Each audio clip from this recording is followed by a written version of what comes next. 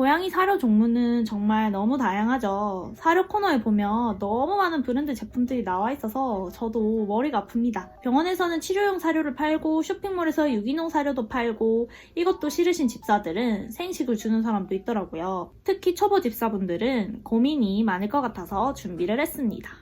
어떤 걸 선택하시던지 사료 선택에서 제일 중요한 거는 이거예요. 고양이들이 직접 사료 고르는 건 아니잖아요. 사료 광고는 사람이 만들고 사람 입장에서 보게 만들었고 그렇기 때문에 우리도 모르게 우리 생각을 자꾸만 투여하는 부분이 좀 있다는 거예요. 우리 눈에 맛있어 보이는 소스, 고기 조각 이런 것들요. 이게 고양이들한테 과연 중요한가 하는 걸 한 번쯤은 생각해 보셨으면 좋겠어요.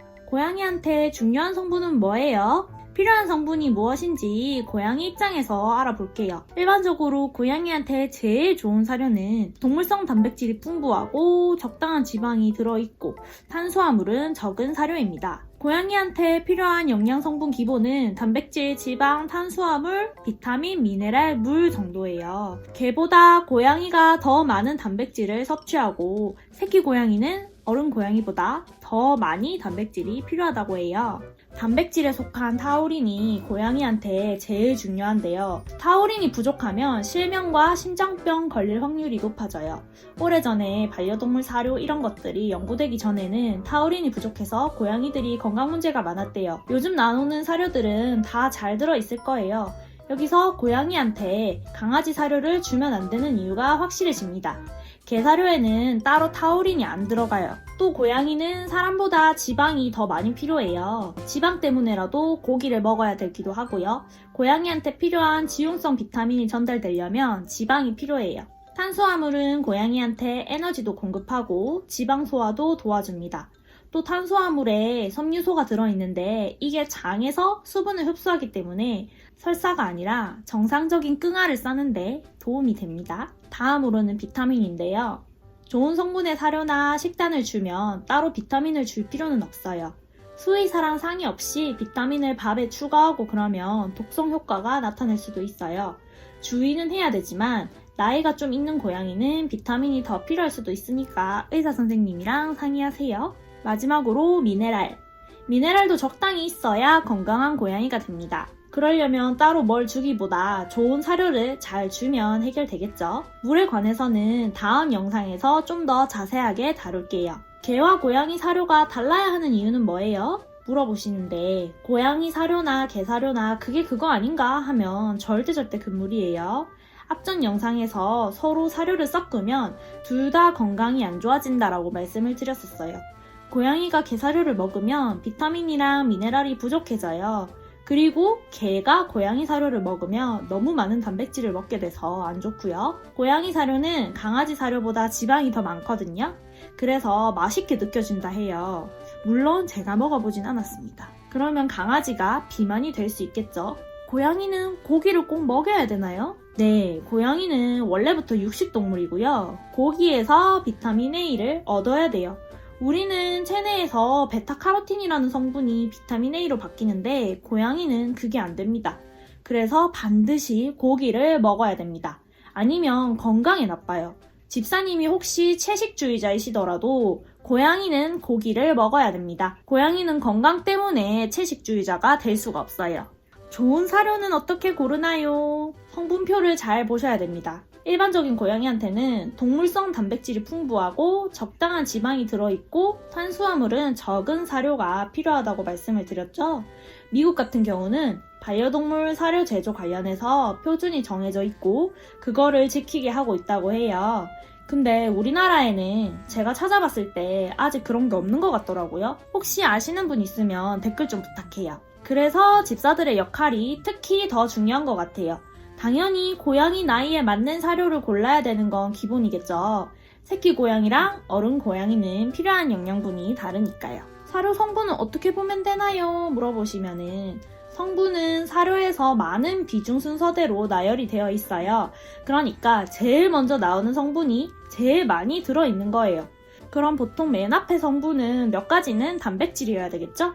성분 목록에서 부산물이라고 적힌 게 있기도 한데 부산물은 순수한 고기가 아니라 뭔가 다른 거 섞인 걸 말해요. 정확하게 나와 있진 않기 때문에 알 수는 없지만 미국 사료 경우에는 사료 가이드라인에 특정 부산물은 사용하지 못하게 정해놨어요. 미국 사료에서 사용하지 못하는 부산물은 동물 깃털, 발, 이빨, 머리, 털, 위장 내용물, 창자 이런 것들이에요. 그렇다고 미국이 무조건 좋다, 미국계 무조건 좋다 이런 거는 아닌데 이렇게 표시가 정해져 있으니까 참고하시라는 뜻입니다. 물론 우리나라 사료도 집사님들이 잘 따져서 구매하시면 좋은 거 많죠? 또 사료에는 비타민, 미네랄, 방부제 등등 표시되어 있으면 더 좋습니다. 회분이라는 것이 있을 수가 있는데 회분은 영양을 분석하려고 단백질, 수분, 지방 이런 거를 다 태워버리고 남은 재 속에 있는 미네랄 성분이에요. 회분 함량이 높으면 미네랄이 많은 거예요. 물론 많다고 고양이한테 무조건 좋다는 게 아니다 라고 앞에서 말씀을 드렸죠. 한 가지 사료만 먹이는 게 좋아요? 아니면 바꾸는 게 좋아요? 물어보시면은 고양이한테 뭔가 문제가 있어서 그걸 처방받았거나 추천을 받은 사료면 그것만 먹이시는 게 좋고요. 보통 건강한 고양이는 사료를 다양한 맛으로 자주 바꿔주세요. 안 그러면 입맛 까다로운 고양이가 될 수가 있어요. 제조업체 자체를 바꾸는 게 좋아요. 여러 가지 맛 사료를 업체도 바꾸면서 먹이면 나중에 혹시나 먹이던 사료가 갑자기 단종되거나 해도 걱정이 없어요. 어때요, 잠오나? 사료 바꾸면 안 먹던데 어떡할까요? 하시는 분들 많던데 사료를 바꿀 때는 저희 오뜨 같은 경우는 바꾸고 해도 아무거나 잘 먹거든요. 근데 좀 예민하거나 입맛이 이미 까다로워진 애들은 먹고 있는 사료에 새로운 사료를 조금씩 섞으면서 양을 늘려주세요. 그러면은 거부할 일이 없을 거예요. 배탈 날 일도 없고요. 더 좋은 사료로 바꿔주고 싶은데 좋은 방법 없나요? 하시는데 지금까지 고양이한테 제대로 영양 공급을 못 해줬구나 싶으셔도 너무 급하게 사료를 바꾸시지는 마세요. 그러면 배탈이 날 수도 있고 고양이도 거부감 느끼거든요. 뭐든지 급하면 안 되고 집사로서 인내심 필요합니다. 직접 만들어주고 싶다고 하신다면 수의사께 꼭 승인을 받아주세요. 집사는 스스로의 판단보다 항상 공부가 필요합니다. 항상 공부해야 돼. 맞지, 오뚜야? 사료는 건식을 줄까요? 습식을 줄까요? 하시는데 고양이들은 대체로 습식 맛을 좋아한다고 해요. 습식 사료가 탄수화물이 적고 물이 많거든요. 고양이가 좋아할 뿐만 아니라 고양이한테는 탄수화물이 적은 습식 사료가 좋기도 합니다. 여러모로 좋은 게 습식 사료인데 근데 건식보다는 조금 비싼 감이 있죠. 고양이 여러 마리 키우시면 대형 캔을 사세요. 근데 고양이한테 자율급식을 하면 습식 사료는 안 좋아해요. 20분 지나면 말라버리니까 맛이 없어요. 우리도 다 식은 거 먹기 싫잖아요. 남으면 냉장고에 보관해두고 다시 줄 때는 꼭 상온이 된 후에 주세요. 차가운 거는 고양이 위장에도 안 좋고 고양이도 차가운 거 싫어할걸요? 여름 통조림은 이틀 안에 다 먹이는 게 좋아요. 건식은 탄수화물 함량이 좀 높고 수분도 낮아요. 근데 자율급식을 하면 건식이 좋아요. 아침에 부어줘도 밤까지 맛이 계속 똑같아요. 물론 제가 먹어본 건 아닙니다. 또 가격도 싸고 용량도 여러 가지로 나와 있어서 선택지도 넓고 포장을 뜯어도 락앤락 통에 보관하면 몇 달 동안 보관도 가능하고요. 저희 오뜨도 자율급식하기 때문에 건식 사료를 먹입니다. 근데 탄수화물이 조금 많은 감이 있어서 비만이 될 가능성이 좀 있고 하니까 우리 집사들이 무조건 싸고 편하다고 할 게 아니고 고양이 건강이랑 생활 습관에 기준을 두시기를 당부를 드립니다. 반습식 사료도 있다던데요 하시는 분들이 있던데요. 건식 사료처럼 생겼는데 좀 말랑한 그런 사료가 있더라고요. 근데 이건 다른 사료보다 당분이 많아요. 작고 귀여운 알갱이 형태로 있기도 하고 색깔이 들어가기도 하던데 개인적으로 고양이 입장보다는 사람들 취향에 맞춘 사료가 아닌가 이렇게 생각을 해요. 물론 습식보다는 냄새는 덜하다고 합니다. 잠이 오는 거야? 왜 이렇게 사료는 어떻게 보관하면 좋을까요? 다이어트 중인 고양이면 그 엄청난 식욕을 대비해서 아주 안전한 곳에 보관해주세요. 건식 사료는 락앤락통 같은 거에 넣어야 좋고요. 저희 오뜨 사료도 이런 곳에다가 넣어두거든요. 용기 안에 계량컵 같은 것도 같이 넣어 놓으면 어느 정도가 적당한지 바로바로 알 수 있어서 좋습니다. 특히 건식 사료 쓰시는 집사분들 뜯어서 그냥 포장 그대로 접어서 보관하지 마세요.